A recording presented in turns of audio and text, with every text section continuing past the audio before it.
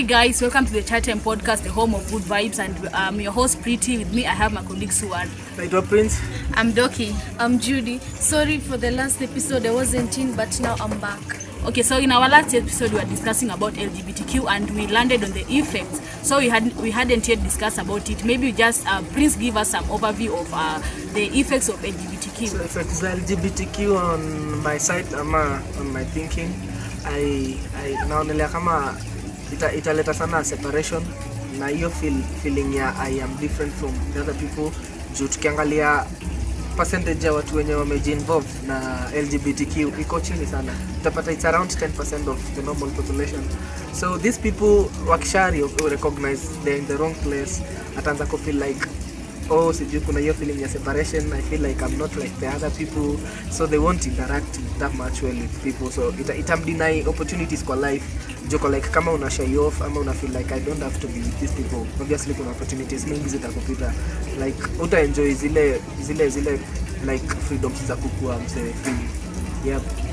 Sasa naona pia kwa effect nyingine ni rejection from parents. Sasa naona ukirejectiwa na mzazi ina lead to depression, so utakuwa like left out, so utakuwa vile mnakuanga normal na wazazi. Sasa mnaona you get And to add on that, kuna emotional torture kwa sababu mtu ata end up regret on the wasting of your time, kujiunga na vitu zenye as it makes sense, alafu sasa utaanza kukuwa na torture like why did I do this, why did I waste my time on this.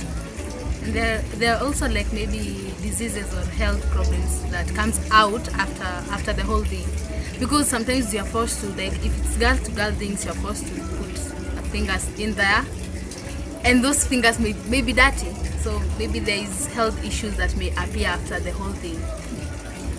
Okay, so maybe I just introduced you to our topic of the day, which is endometriosis, and maybe before even chipping it into that discussion, let us discuss a bit about the trending issues in the country. Maybe we should start with Docky. We have somebody, but I don't know what now. She is in the government, but she was talking about using tampons instead of using pads, and so people feel like it's bad because with the current situation that is going on with the finance bill, which proposes that even the pads should be taxed, so they feel like they're being imitated, they're being shown like, you know what, the taxing in pads is not a big issue. Yet we feel like the normal people who we use the pads, we feel like it's kind of heavy tax that will be imposed on us, and it is very painful in such a way that pads are being taxed and condoms are given for free. That's the main because you have government-based condoms, and it is so painful in that women have to strive to get these sanitary towels, yet men just get it for free in an easier way. Yet you can, you can. Ngoja. Unataka kuifanya ni kama sisi wenyewe tuna rights. Unajua one ukicompare, okay, sitaki kulalia sana on the male side, but just to be free, unajua ukicompare effects za mtu mwenye hana CD na effects za mtu mwenye hana pad, haita sound that much. Unajua CD itazuia magonjwa, itazuia unwanted pregnancies and like sasa hiyo pad itazuia tu damu. But listen, you know, unajua ikifika ni time ya sex, it's something you can avoid, you know, but when it comes to like the bleeding thing, this is it's a compulsory thing and you're not choosing it. Okay. You have to have the bleeding once in a month. So at the end you have to conclude that government ina fight after pyramids za kufund wanawake na stuff. Exactly. By this kitambo mimi nikiwa primary na high school life niko naona wasa niko na kujanga shule, kuna hizo organizations kama Red Cross na zingine walikuwa naleta madini hizo stuff. I think government inafaa kusupport hizo organizations zenye zina support madini hizo stuff at least. No, life iko a bit smooth. Yes. And in as much as tunasema life iko smooth, hata nikisema government ipe machali condoms for free and girl hana pads for free, atenda ku strive in some dubious means to get that money to buy sanitary towels, na maybe hata end up to get pregnant because in that process, si unajua, you understand? Yeah. The next story. So the main topic of today's discussion ilikuanga endometriosis. So tuna chip in into this discussion. So tunafaa tujue kwanza endometriosis ni nini, tunajua effects za endometriosis, tunajua types zake, tunaweza jua effects maybe, na tunaweza jua mode of treatment if we can chip into it. So I was trying to do some investigation na nimepata endometriosis ina happen kama tissue similar similar to the lines that uterus grows out of the uterus. Like tissues inside the uterus that grow outside the uterus. Okay. And we actually put this thing as a point of discussion because we have many deaths right now. Sababu many young women are dying because of endometriosis, and this has become a serious issue in the country. Niseme country ama niseme world at large, sindio? Yep. Maybe Judy, you can give us something. So kama nini symptoms of this endometriosis is like painful periods. So like mtu akinyesha anasikia tu hiyo uchungu, unaona kuna ile normal uchungu lakini hii ni ile excess. Okay, so na situation ya wale watu wenye literally ameshazoea akikuanga na MP, obviously umwa sana.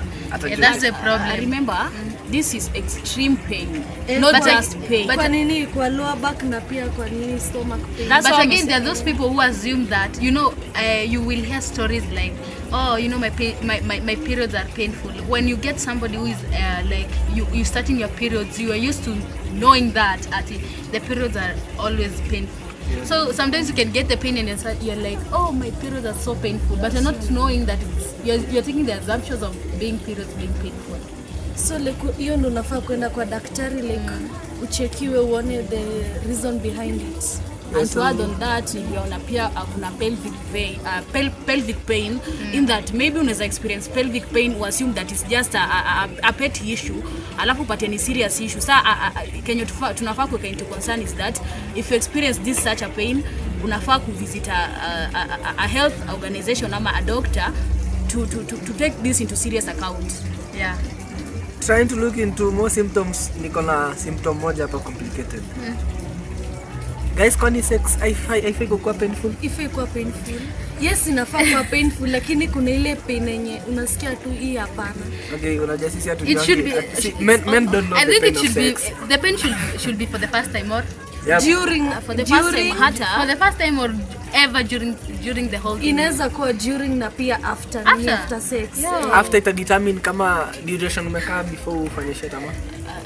Okay, so this pain unaona mi naweka into context that unasikiaga mse amerepiwa. Unajua ukipata hii pain ni lenye umekuwa forcefully into sex, ndio seme before you have sex na mtu ndio kwa enjoyable, lazima kukuwe na arousement, ndio kukuwe na those fluids ndio zifanye sex ikuwe easier.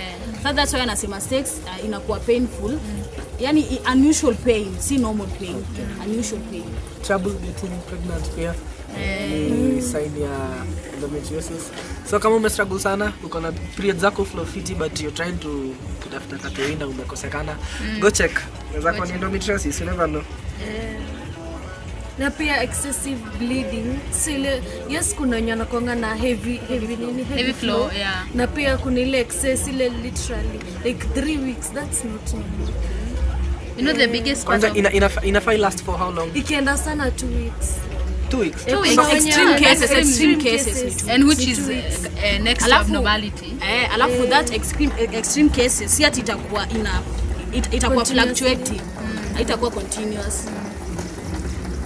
So I also think that during this period there are those effects that are left, there are those traumatic effects that are left on the family members or even you yourself, because you find that if you have, I've experienced a place where I have a member of a family and he's sick, and so you get the pain, the emotional pain. So you get these people who have the endometriosis thing, the families are also suffering in kind of way. So instead of us doing the finance thing, and I think the government should put into consideration of getting some treatment of some of these diseases, because people are dying of them, people are getting emotional traumas because of them, and they're going through a hell of time because of such things. Yep, I think kama vile tulichukulianga hiyo case ya cervical cancer serious mpaka wakaleta hizo free treatments na mademo to like I think wanafaa put into consideration mpaka hii pia it's not that easy to handle. So from the symptoms I think tunaweza angalia causes za endometriosis kidogo tujue nini inaleta hiyo. And then what's the cause?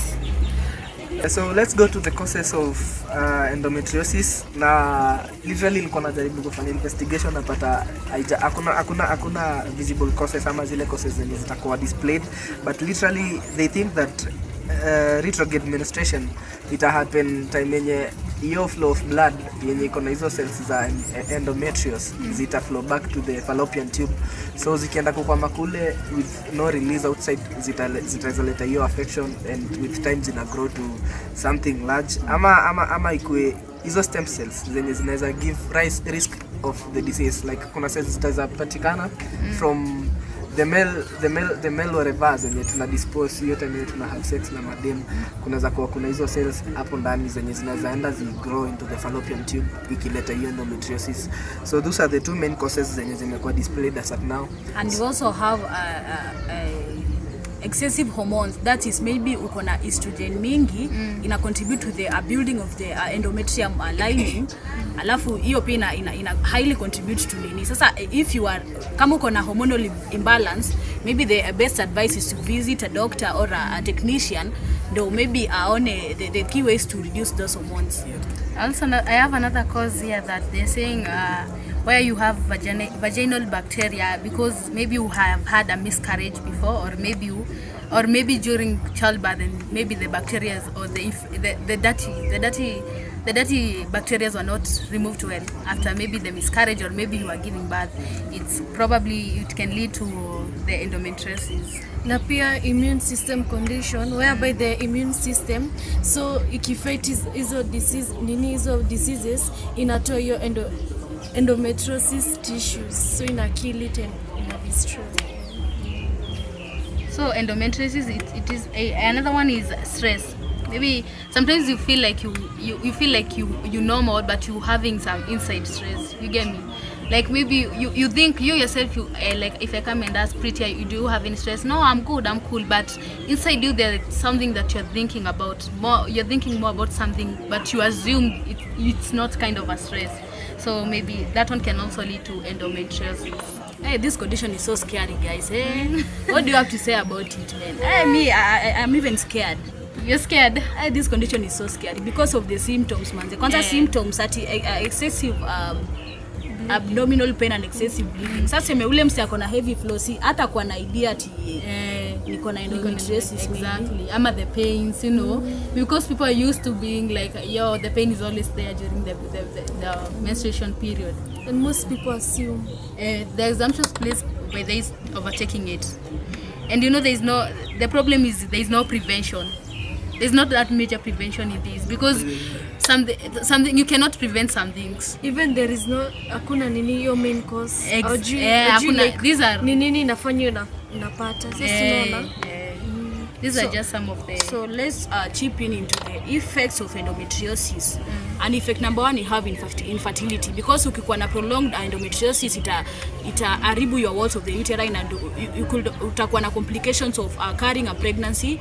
Sasa ita lead to infertility in that huwezi beba mtoto, au anaanza kukuassume ati she did this, kumbe ni an effect of endometriosis. Na pia sipe ukikosa ukiwa na hiyo sipe utakosa pia watoto. See, even that's another effect. Pia kukosa watoi. Na unaona ukikosa watoi sa like hiyo ni vibaya kwa familia, si unaona? And another one is death, which is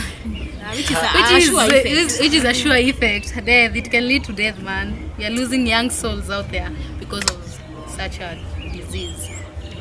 It can also lead to separation, in that wanasema hapo kwa excessive bleeding, watu wanaanza kukuseparate, like msichana, like mtu alifanya nini ndo akakuwa na excessive bleeding. What assume maybe ni curses, maybe ni home, I believe. Sasa you have done a lot of miscarriages, kutumia pitu sana. Sasa what assume like ni maybe past events has been to you bleeding a lot. Na pia kuna chronic pain, in that me according to my research niliona hii chronic pain itafanya the quality of a woman ina reduce. Oh yeah.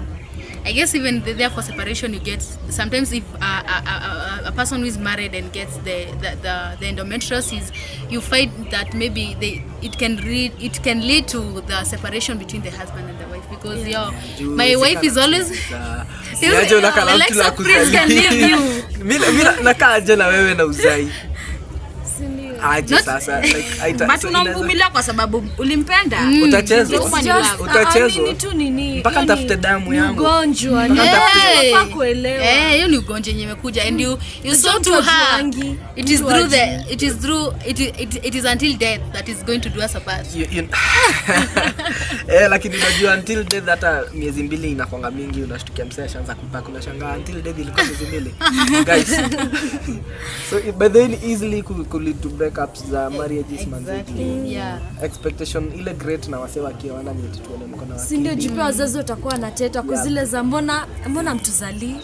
Kwanza tu unaweza pewa pressure na wazazi. Hiyo mother in law. Akijana mother in law mbaya. Hebu sasa tuangalie hizo treatment of this disease, treatment of this condition. Mimi niliona kuna surgery. In extreme cases you must undergo surgery, because remember our previous journalist alikufa after undergoing 23 surgeries, I don't know, because of the condition of endometriosis. So surgery is not permanent solution, rather it's just a temporary solution, in that utakuwa undergo a lot of surgeries to reduce this condition, yani na reduce to pain but see permanent condition. Imagine the hell of pain. 21 surgeries are not like, it's not joke, and it's costly, and then afterwards you die and you're not even getting the treatment, you die. So kuna treatment point 2 nimeona kuna hormonal medicines zenye zina control hormones juu kama hormones ni mingi obviously zinaweza cause endometriosis. So kuna dawa zimekuwa generated za control zile hormones zenye zinakuwa released kwa mwili, at least kupunguza hormones kwa mwili ndio ipunguze risk ya endometriosis. Alafu in addition to what Prince has said, pia kuna hormonal therapy, in that ukinotice your hormones are not there is an imbalance in your hormones, unafaa kuvisit a hormonal physician ndo aku advise on the key rules to do in case of a such condition. Alafu bado pia kuna now how are we going to balance the hormones, man? See, we have hospitals, technology is emerging. Maybe the use of pills. Kuna pills, kuna hizo pills zinaitwa hormonal intrauterine devices. Alafu kuna use of reproductive technologies for infertility. Mimi niliona hapo, in that unafaa si unajua kuna zile surrogate mothers and etc. Hapo ndo mimi niliona hiyo point na cabin through. So guys, my advice to you is that in case of this condition, maybe you can see these symptoms, to visit a doctor immediately. Do not assume, because this may come to chronic issues. So ukiassume kuje kuregret baadaye, maybe it's your fault. Sasa if you experience such symptoms, visit your psychiatrist or visit your doctor or visit your health physician for proper guidelines on the key issues to prevent this, because tunasema prevention is better than cure. Exactly. So it was nice having you guys. Thank you. Join us in our next discussion on the YouTube channel. Like, subscribe and share. It's chat time. Love you. Chat podcast.